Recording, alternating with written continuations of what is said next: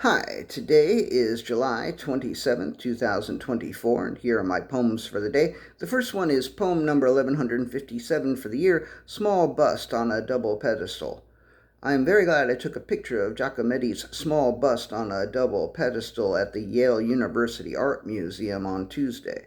It's very silly. The bust itself is smaller than a thumb, and it's on a small pedestal, and this small pedestal is on a slightly less small pedestal. I wonder if Giacometti thought he was being funny. I think he was being funny. I think it's a funny work of art. I mean, not hilarious. I'm not ROTFLMAO, but it's funny. Poem number 1158, Potential.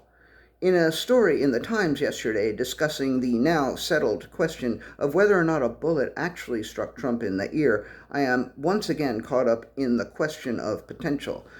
The Times says that the FBI was trying, quote, to determine whether an assassin's bullet or potential debris grazed former President Donald J. Trump's head, bloodying his ear. That is not my understanding of the meaning of the word potential, but I'd prefer to postpone further discussion of this issue until the next poem. Poem number 1159, The Issue. Oxford defines the word potential as having or showing the capacity to become or develop into something in the future, but others, including the Times, sometimes use the word to mean possible or something that may prove to be the case after further examination.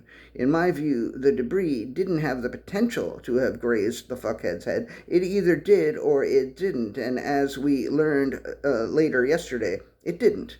If you are familiar with the thought experiment known as Schrodinger's cat, then perhaps you actually believe that a cat in a box is both dead and alive until you open the box and check. In which case, you could say the cat is potentially dead or alive. But I would say that cat is either dead or alive. If he is alive, he has the potential to be dead and will certainly realize that potential someday. But if he is alive, he doesn't have the potential to be alive because he already is. And if he is dead, he has no potential to be dead and no potential to be alive unless you are Dr. Frankenstein. This logic seems unassailable to me until I reached out to Mimi about it and she schooled me. Poem number 1160, Coming Around. Mimi gave me two examples. He's a potential huckster. He's potentially a huckster. Returning to my example, if the Times had said the FBI still believes that Trump was potentially hit by a bit of shrapnel, it wouldn't have bothered me, except that the Times' own analysis showed the clear trajectory of the first bullet that made it quite clear that the bullet hit the piece of shit in the ear, an opinion that the FBI came around to yesterday. Point being that using potentially that way seems to work for me, and I guess I ought to come around to this idiomatic use, because people are going to say what they're going to say, regardless of what I think anyway. Poem number 1161, Fucked Shit. It bothers me that when I post today's poems on Instagram, I will have to put number 1160 through 1163 in the comments because of Insta's 2200 character limit. Sometimes I check before I even finish writing to see where Instagram will cut me off, and today it will cut me off almost exactly at the end of number 1159. Usually I get cut off in the middle of a poem, and I put continued in the entry so that people will know there's more. But this time they won't know because Insta will cut me off at the end. If I went back and shortened one or more of the poems, I could potentially have the room. But if I leave them as is, there is no such potential. Also, if I make these last few poems too long, then they won't fit in one Instagram comment, and I will have to break the chain even further.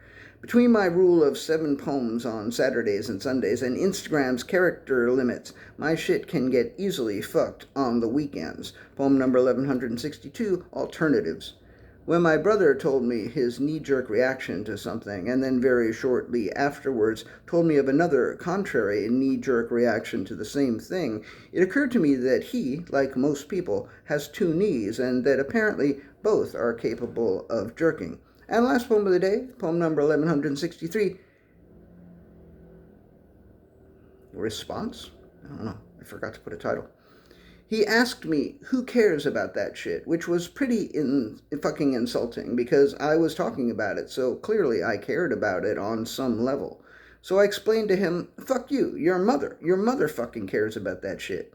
It was not as clever a response as Shorzy would have given, but it was sufficient given the circumstances. Yeah, response. That's what it'll be called. Anyway, that's it. Thank you. I appreciate you. I went over 5 minutes today, but you know what? Comes with the territory sometimes. I do appreciate you.